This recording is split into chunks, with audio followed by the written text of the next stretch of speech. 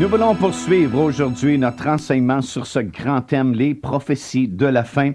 Et nous voulons aujourd'hui, dans cette 6e cassette de la série, couvrir dans le livre de l'Apocalypse, dans le premier chapitre, des versets 9 jusqu'au verset 11, et vous parler au sujet de l'île de Patmos, l'endroit où Jean a vu cette grande révélation du temps de la fin, et aussi le mystère de cette église. Mais auparavant, j'aimerais terminer ce que nous avons entrepris sur cette dernière cassette, la 5e cassette, en fait, où on a parlé des 2 phases du retour de notre Seigneur Jésus-Christ en conclusion de l'étude. Et l'apôtre Jean va dire ceci dans 1 Jean, 3e chapitre et au verset 3. « Quiconque a cette espérance en lui se purifie comme lui-même est pur. » Gloire à Dieu, parce qu'il vient de dire au verset 2, « Bien-aimés, nous sommes maintenant enfants de Dieu, et ce que nous serons n'a pas encore été manifesté, mais nous savons que lorsque cela sera manifesté, gloire à Dieu, nous serons rendus semblables à lui, parce que nous le verrons tel qu'il est. » Et il ajoute, « Quiconque a cette espérance en lui se purifie comme lui-même est pur. » Alors, c'est vraiment quelque chose de très précieux pour chaque enfant de Dieu de savoir, gloire au Seigneur, qu'il revient bientôt et qu'il va revenir de la même manière qu'il est parti, comme nous venons de le lire dans le livre des Actes des Apôtres. Alors ça, c'est la première phase, mais il y a une deuxième phase, 7 ans plus tard, plus précisément. Il va revenir, cette fois-là sur la terre, et cette fois-là, ses pieds vont se poser sur la montagne des Oliviers qui est en face de Jérusalem. Et les prophètes ont dit que la montagne alors se fendra en deux. Et on peut lire, peut-être si vous avez votre Bible à la portée de la main, plusieurs références à cet événement lorsque le Seigneur Jésus-Christ va finalement revenir sur la planète. Premièrement, dans le livre du prophète Zacharie, dans l'Ancien Testament, dans le chapitre 14, à compter du verset 4, nous lisons ceci. Parlant du retour physique et littéral du Seigneur Jésus-Christ sur cette planète, le prophète dit, « Ses pieds se poseront en ce jour sur la montagne des Oliviers, qui est vis-à-vis de Jérusalem, du côté de l'Orient. » Alors, bien sûr, on ne parle plus de la première phase, parce que la première phase, que nous venons de l'étudier, se fait dans les airs seulement, et de façon invisible pour le monde. Parce que Paul dit, ça va se faire dans un clin d'œil, dans un instant. Et personne, en fait, va réaliser ce qui se passe. On va juste constater les conséquences que des millions de personnes sont disparues de cette planète. On va en reparler ça aussi beaucoup en détail dans les cassettes qui viennent bientôt, l'enlèvement de l'Église, comment ça va se faire exactement. Mais ici, on parle de la deuxième phase, puisque ça dit ici que ses pieds se poseront en ce jour sur la montagne des Oliviers, qui est en face de Jérusalem. La montagne des Oliviers se fendra par le milieu, à l'Orient et à l'Occident, et il se formera une très grande vallée. Une moitié de la montagne reculera vers le septentrion et une moitié vers le midi. Et ça dit, vous fuirez alors dans la vallée de mes montagnes, quand la vallée des montagnes s'étendra jusqu'à Hadzel. Vous fuirez comme vous avez fui devant le tremblement de terre au temps d'Osias, roi de Juda. Et l'Éternel, mon Dieu, viendra, regardez bien, et tous ses saints avec lui. Ça, c'est nous. Gloire à Dieu. Et si nous devons revenir avec lui, bien sûr, il faut être enlevé avant. Et c'est pourquoi il y a ces 2 phases du retour du Seigneur Jésus-Christ. En ce jour-là, il n'y aura point de lumière, il y aura du froid et de la glace. Ce sera un jour unique, connu de l'Éternel, qui ne sera ni jour ni nuit. Alors, ça veut dire vers l'heure où on prend le dernier repas de la journée, mais vers le soir, comme ça dit, la lumière paraîtra. Zacharie nous dit également dans le 12e chapitre de son livre, et au verset 10, qu'à ce moment-là, dit l'Éternel, je répandrai sur la maison de David et sur les habitants de Jérusalem un esprit de grâce et de supplication, et ils tourneront les regards vers moi, celui qu'ils ont percé. Ils pleureront sur lui comme on pleure sur un fils unique. Ils pleureront amèrement sur lui comme on pleure sur un premier-né. Ça veut dire qu'effectivement, comme nous avons lu dans le livre de l'Apocalypse, il va revenir et tout œil verra son retour, même ceux qui l'ont percé. D'abord le peuple juif, ensuite tous ceux qui l'ont percé par leur persécution ou leur rejet du Seigneur Jésus-Christ vont voir l'avènement du Seigneur. Ça va être un jour vraiment extraordinaire. Beaucoup d'autres prophéties nous parlent dans le même sens. Évidemment, dans le livre de l'Apocalypse, dans le chapitre 19 et au verset 11, nous lisons ceci. « Puis je vis le ciel ouvert, et voici parut un cheval blanc. Celui qui le montait s'appelle Fidèle et véritable, et il juge et combat avec justice. Ses yeux étaient comme une flamme de feu, et sur sa tête étaient plusieurs diadèmes. Et il y avait un nom écrit que personne ne connaît, si ce n'est lui-même. Et il était revêtu d'un vêtement teint de sang. Son nom est la parole de Dieu. Les armées qui sont dans le ciel le suivaient sur des chevaux blancs, revêtus d'un fin lin blanc pur. De sa bouche sortait une épée aiguë pour frapper les nations. Il les pètera avec une verge de fer, et il foulera la cuve du vin de l'ardente colère du Dieu Tout-Puissant. Il avait sur son vêtement et sur sa cuisse un nom écrit, Roi des rois et Seigneur des seigneurs. Ça c'est le retour physique et littéral du Seigneur Jésus-Christ sur cette planète à la fin des 7 années de tribulation. Dans l'évangile de Matthieu, le chapitre 24, et commençant au verset 30, nous lisons ceci. Alors, le signe du Fils de l'homme paraîtra dans le ciel. Toutes les tribus de la terre se lamenteront, et elles verront le Fils de l'homme venant sur les nuées du ciel avec une puissance et avec une grande gloire. Il enverra ses anges avec la trompette retentissante, et ils rassembleront ses élus des 4 vents depuis une extrémité des cieux jusqu'à l'autre. Et il ajoute, instruisez-vous par cette comparaison tirée du figuier, qui est un symbole d'Israël, comme nous allons le voir. Dès que ses branches deviennent tendres et que les feuilles poussent, vous connaissez que l'été est proche. De même, quand vous verrez toutes ces choses, sachez que le Fils de l'homme est proche à la porte. Je vous le dis en vérité, cette génération qui va voir refleurir le figuier, nous sommes cette génération, ne passera point que tout cela n'arrive. Et il ajoute ceci, le ciel et la terre passeront, mais mes paroles ne passeront point.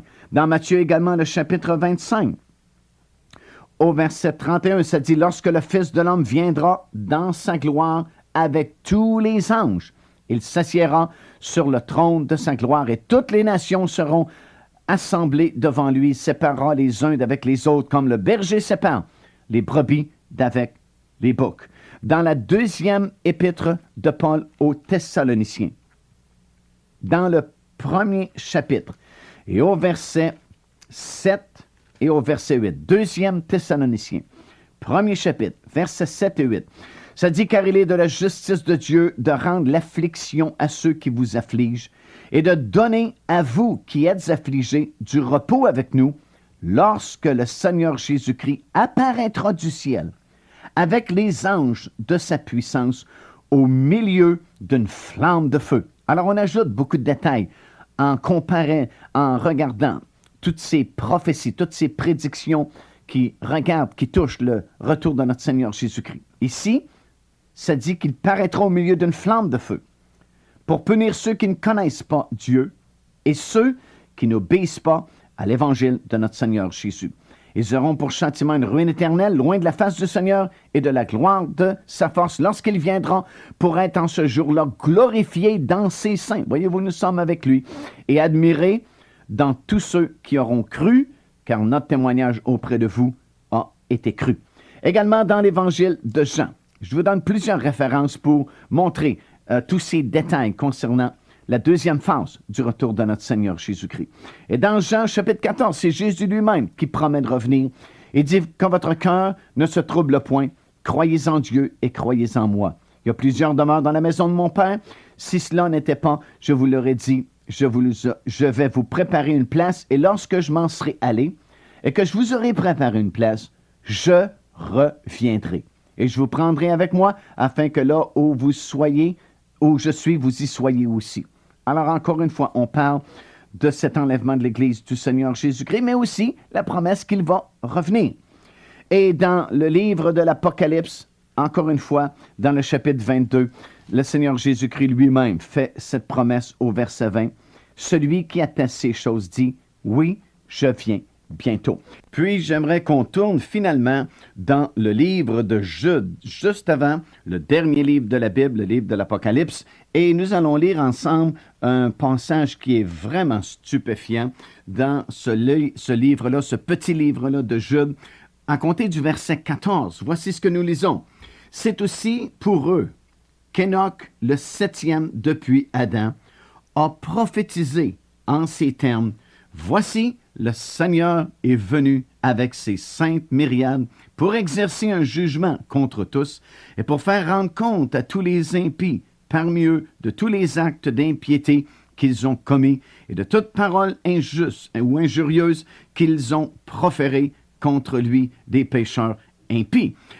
C'est vraiment extraordinaire parce que ce n'est que le septième patriarche depuis Adam.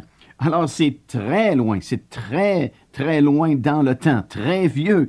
Et Enoch, déjà, le septième depuis Adam, a prophétisé concernant le retour de notre Seigneur Jésus-Christ. N'est-ce pas vraiment extraordinaire? Déjà, le septième depuis Adam a compris par révélation que Jésus-Christ revenait à la fin de tout, afin d'exercer un jugement, afin de rendre compte aux impies de tous les actes d'impiété qu'ils auront commis.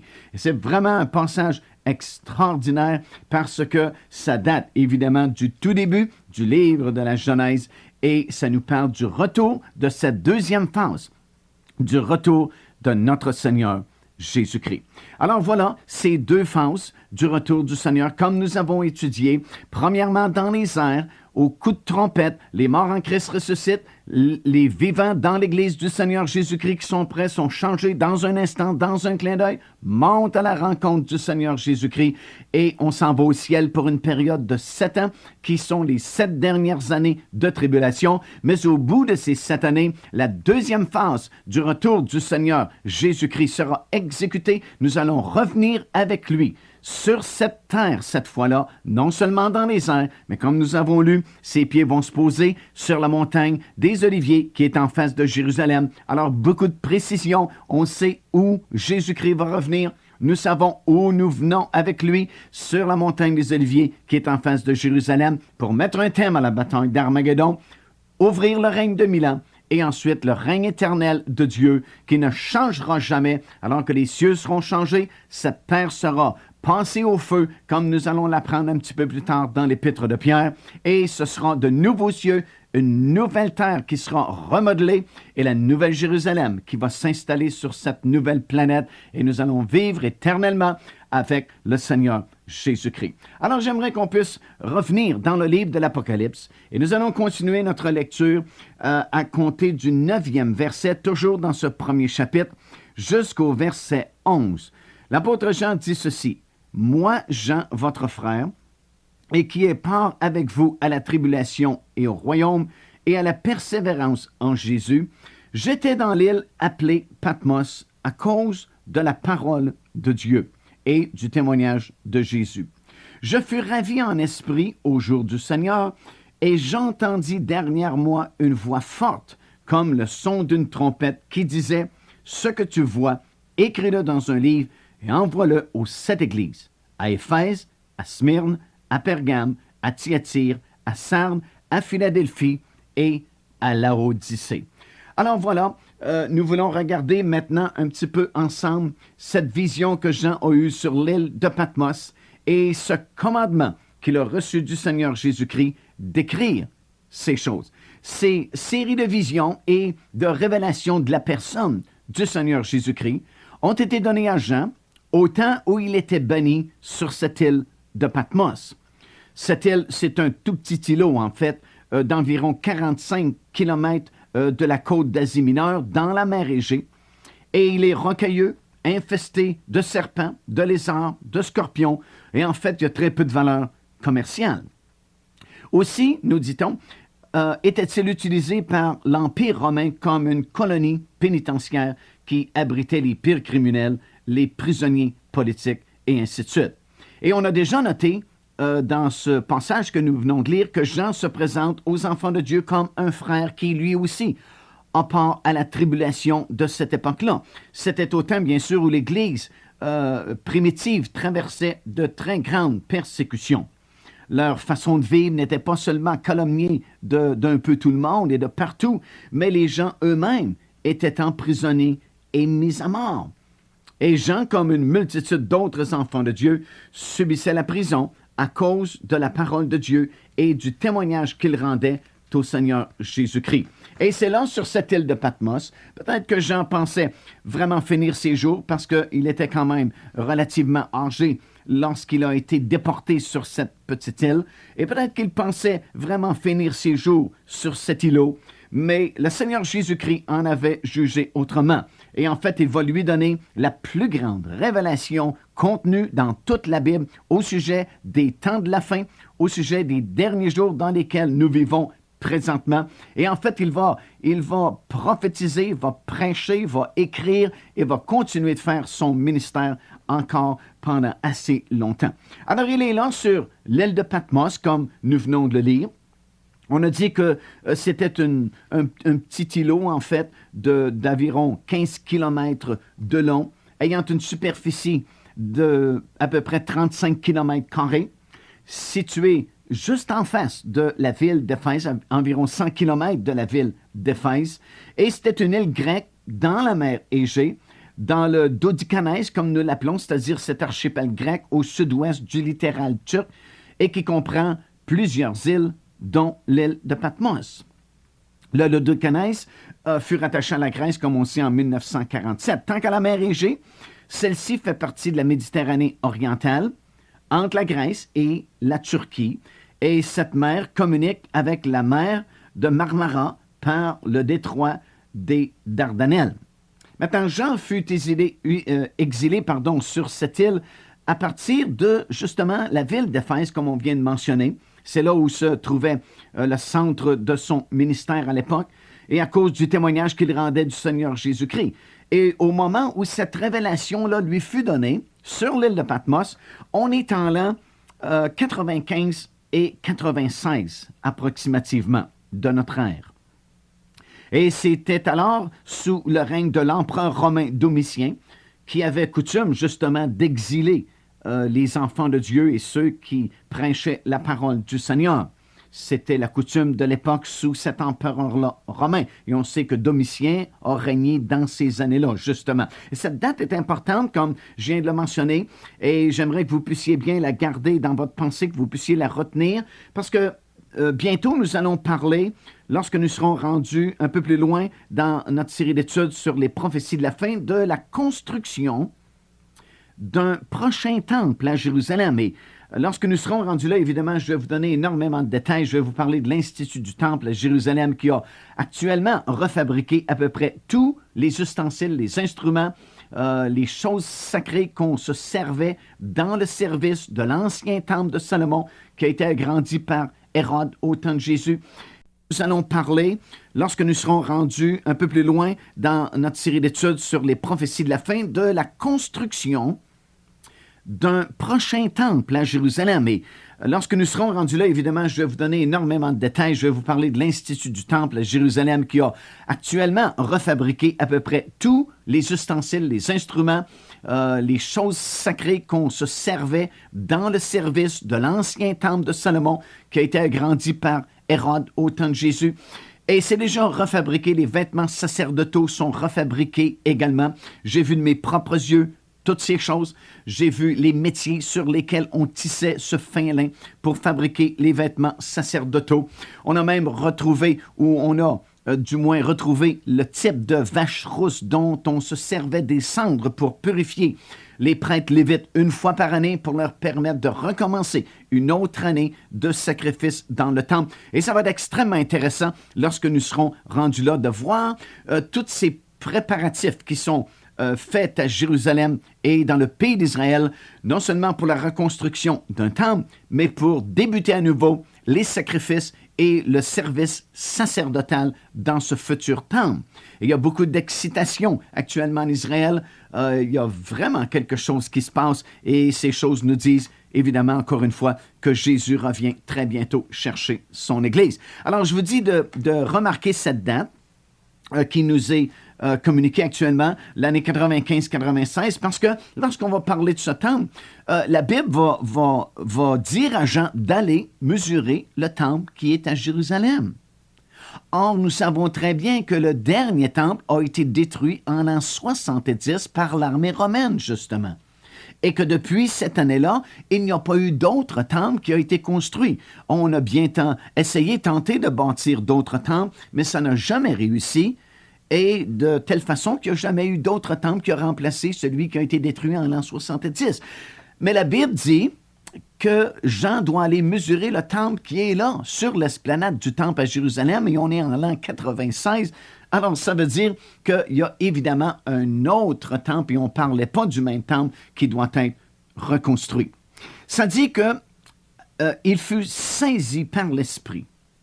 Il a été ravi en esprit, un peu comme Pierre à Joppé, comme nous le lisons dans le livre des Actes des Apôtres, alors que Dieu voulait lui faire comprendre que le salut n'était pas pour les Juifs seulement, mais que c'était pour le monde entier. Et c'est comme ça que Pierre a été finalement prêcher la parole de Dieu dans la maison de Corneille, qui était un Italien. Et sans cette vision, jamais Pierre n'aurait osé apporter le message du salut en Jésus-Christ à quelqu'un qui n'était pas juif, comme nous le savons.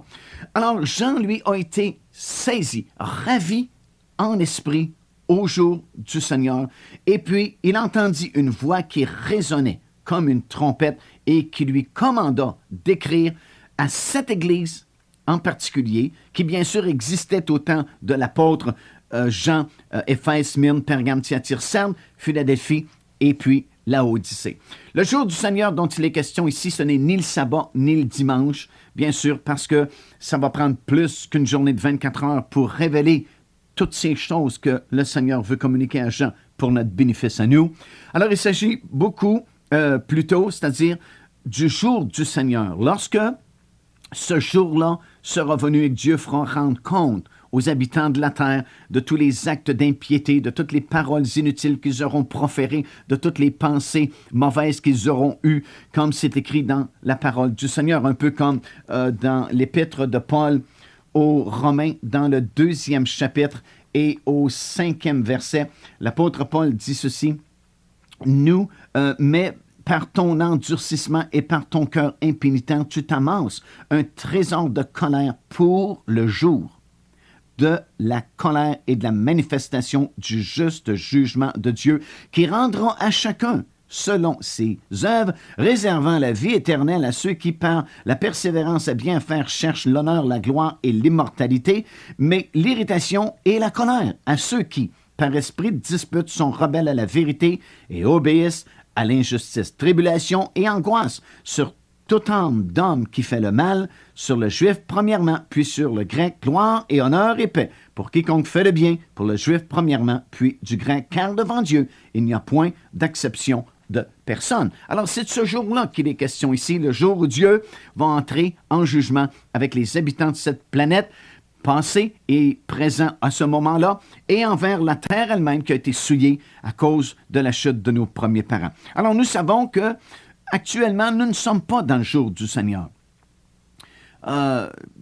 Aujourd'hui, les gens se moquent de Dieu. C'est un jour d'homme, si on peut s'exprimer ainsi. C'est un travail d'homme, une église d'hommes, des idées d'adoration humaine, et toutes choses sont de l'homme sur cette planète.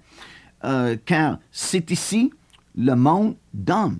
Mais le jour du Seigneur approche.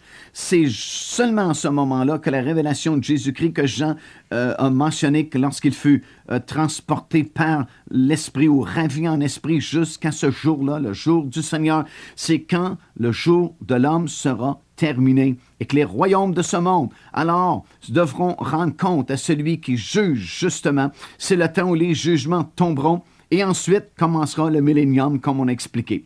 Actuellement, le monde fait ce qu'il veut avec les enfants de Dieu. Il nous appelle de toutes sortes de noms, se moque de Dieu. Mais le grand jour vient où la Bible dit « Ils crieront, pleureront, se lamenteront, car l'agneau viendra dans sa colère pour juger le monde. » C'est alors que les justes auront leur jour avec le Seigneur, car le pécheur sera consumé et le juste même marchera sur ses cendres. nous lisons dans Malachie chapitre 4, versets 2 et 3, une certaine version dit ceci, « Vous foulerez les méchants, car ils seront comme de la cendre sous la plante de vos pieds au jour que je prépare, dit l'Éternel des armées. » Alors, c'est de ce jour-là dont il est question ici. Et Jean dit dans le verset 10, « J'entendis derrière moi une voix forte comme le son d'une trompette. » Maintenant, il faut bien réaliser que Jean était en esprit et il vit le grand et merveilleux jour du Seigneur Jésus-Christ et toute sa divine puissance. L'avenir allait lui être dévoilé, ainsi qu'à nous, car Dieu s'apprête à enseigner à Jean. Et Jean n'a pas dit que c'était une trompette, mais que c'était comme le son d'une trompette. Or, quand on sonne de la trompette, il y a une sorte d'urgence, évidemment, attachée à ce bruit-là. C'est comme si c'était le héros, le messager du roi venant vers le peuple. Il souffle dans la trompette. C'est un appel urgent. Le peuple s'approche pour écouter. Israël, par exemple, se rassemblait toujours au son de la trompette. Quelque chose d'important va se produire, va se passer. Écoutez, c'est ce que ça veut dire. Alors, cette voix était la même urgence d'appel qu'une trompette. C'est clair et fort, cela éveille et effroie en même temps. Et cette voix qui parle dit ceci, « Ce que tu vois, écris-le dans un livre. » Alors, non seulement il va entendre le message, mais il va voir. Il y a cette vision, la série de visions qui accompagne la voix. Ce que tu vois, écris-le dans un livre et puis envoie-le à ces 7 églises qui sont énumérées. Si vous prenez une carte géographique, vous allez remarquer que les 7 villes dont il est question ici, Éphèse, Smyrne, Pergame, Thyatire, Sardes, Philadelphie et Laodicée, apparaissent géographiquement en forme de progression circulaire sur la carte géographique. Et en fait, elles sont toutes situées en Asie mineure. L'église d'Éphèse, par exemple, avait été fondée, comme nous le savons, par l'apôtre Paul. Et Éphèse était la ville principale de la province romaine d'Asie. Smyrne, c'est cette belle ville située sur la Méditerranée, à environ 75 km au nord d'Éphèse. Pergame, qui est connue aujourd'hui sous le nom de Bergame, était la plus importante ville de la Mysie. Et elle se situe à environ 120 km au nord de la ville de Smyrne. Thyatire était à environ 70 km au sud-ouest de Pergame, en Lydie. Et c'était une ville industrielle prospère à l'époque. Sardes, située à environ 50 km au sud-ouest de Thyatire, était l'ancienne capitale de la Lydie et était très prospère à cause de ses nombreux commerces. La ville de Philadelphie, le mot veut dire amour fraternel, était située à environ 60 km au sud-est de Sardes et était un centre de la culture grecque. La Odyssée, en Phrygie, comptait plusieurs Juifs dans son sein et était située à environ 80 km au sud-est de la ville de Philadelphie. Maintenant, ces 7 églises n'étaient pas les plus grandes ni les plus importantes de l'époque de Jean. Alors, pourquoi avoir choisi ces 7 églises en particulier? Il y en avait pourtant d'autres églises en Asie mineure, puisqu'en effet, nous lisons au sujet de l'église des Colossiens, par exemple, à Colosse, tel que mentionné dans l'Épître, justement aux Colossiens, le 1er chapitre et au verset 2. Également, il y avait une église à Hiérapolis, mentionnée dans Colosse, chapitre 4 et le verset 13. Il y avait aussi une église à Troas, mentionnée dans le livre des Actes des Apôtres, chapitre 20, et le verset 6 et le verset 7. Alors, pourquoi avoir sélectionné ces 7 églises en particulier? Bien, ces 7 églises ont été choisies, elles ont été sélectionnées par le Seigneur Jésus-Christ à cause de leurs caractéristiques qui devaient se retrouver dans les âges successifs, dans les siècles à venir, et qui devaient marquer l'histoire terrestre de l'Église du Seigneur Jésus-Christ. Alors, en fait, ce que nous avons devant nous, et ce que nous allons étudier plus profondément très bientôt, c'est que nous avons une vue panoramique et prophétique de toute l'histoire de l'Église du Seigneur Jésus-Christ, à partir de sa fondation dans la chambre haute à Jérusalem, lorsque le Saint-Esprit est venu au jour de la Pentecôte, jusqu'à la fin de son histoire terrestre, c'est-à-dire lorsque cette trompette résonnera et que les morts en Christ ressusciteront et que nous qui sommes vivants dans l'Église du Seigneur Jésus-Christ serons changés dans un instant, dans un clin d'œil, et l'Église à ce moment-là sera retirée de la planète Terre. Et en fait, à partir du 4e chapitre du livre de l'Apocalypse, comme nous allons le voir également très bientôt, le mot Église n'apparaît même plus jusqu'à la fin du livre, parce qu'elle n'est tout simplement plus ici et elle n'est plus connue de toute façon sous le mot Église, parce que nous allons devenir bientôt l'épouse de Christ. Présentement, nous sommes fiancés à un seul époux, comme dit l'apôtre Paul dans l'Épître aux Romains. Mais tant et aussi longtemps que le mariage de l'agneau n'a pas eu lieu, nous ne sommes pas encore officiellement l'épouse de Christ. Tant que le mariage, la cérémonie du mariage n'a pas eu lieu, bien, la mariée doit patienter. Et c'est ainsi avec l'Église du Seigneur Jésus-Christ. Et les noces de l'agneau ne sont pas prêts à arriver tout de suite. Ça aussi, nous allons le voir en détail à un moment donné. Et ce n'est que lorsque le mariage a eu lieu et que les noces de l'agneau ont eu lieu que finalement, nous serons officiellement présentés à tout l'univers comme étant l'épouse de Christ. Alors, ce que nous avons dans ces deux chapitres, chapitre 2 et chapitre 3 du livre de l'Apocalypse, c'est une vue extraordinaire des événements, des caractéristiques principales de ces âges de l'Église qui sont au nombre de 7 depuis sa fondation jusqu'à sa fin. Et nous avons le privilège, bien sûr, de vivre à la fin des temps, de vivre dans les derniers jours de la période dite des derniers jours. Et nous avons évidemment le privilège de regarder en arrière dans les siècles précédents et de voir l'exactitude de l'accomplissement de toutes ces prophéties données par le Seigneur Jésus-Christ sous forme de révélation et de vision à l'apôtre Jean sur l'île de Patmos concernant toute son Église. Maintenant, juste une parenthèse ici, parce que la plupart des enfants de Dieu ne sont pas conscients de ce fait-là, vraiment, que l'Église, ce n'est qu'une institution temporaire. On pense que l'Église est quelque chose d'éternel qui va durer continuellement. Non, comme je viens d'expliquer, nous allons devenir un jour l'épouse de Christ. Présentement, on fonctionne dans ce que la Bible appelle l'Église ou le corps de Christ. Et ça a débuté par l'effusion du Saint-Esprit, mais c'était le but du Seigneur Jésus-Christ en venant sur cette planète. Si vous tournez dans Matthieu, le 16e chapitre, par exemple, des versets 13 jusqu'au verset 19, ça dit « Jésus étant arrivé dans le territoire de Césarée de Philippe, demanda à ses disciples, « Qui dit-on que je suis, moi, le Fils de l'homme? » Et vous savez, il y en a qui ont répondu, bien, il y a des gens qui disent que tu es Jean-Baptiste, d'autres Jérémie, d'autres Élie, d'autres un des prophètes. Mais Pierre s'est distingué et il a dit, « Tu es le Christ, le Fils du Dieu vivant. » Et Jésus lui répond, « Tu es heureux, Simon, car ce n'est point ni la chair ni le sang qui t'ont révélé cela, mais c'est mon Père qui est là-haut dans le ciel. » Et il ajoute ceci, « Et toi, tu es Pierre, et sur cette pierre, je bâtirai mon Église. » Alors voilà une déclaration formelle. Jésus-Christ dit, « Je bâtirai mon Église. » Évidemment, il y a eu une mauvaise conception par plusieurs personnes qui ont prétendu que Jésus voulait dire qu'il bâtirait son Église sur l'apôtre Pierre, puisqu'il lui dit, « Tu es Pierre, et sur cette pierre, je bâtirai mon Église. » Mais en fait, une étude attentive du texte nous prouve exactement le contraire. C'est vrai, Jésus lui dit exactement le contraire. Et si vous avez un petit Nouveau Testament grec à la maison, vous allez voir que ce sont deux mots opposés que Jésus utilise. Il lui dit en grec, « Toi, tu es Pétros, et sur ce Pétra, je bâtirai mon Église. » Pétros et Pétra, ce sont deux contraires.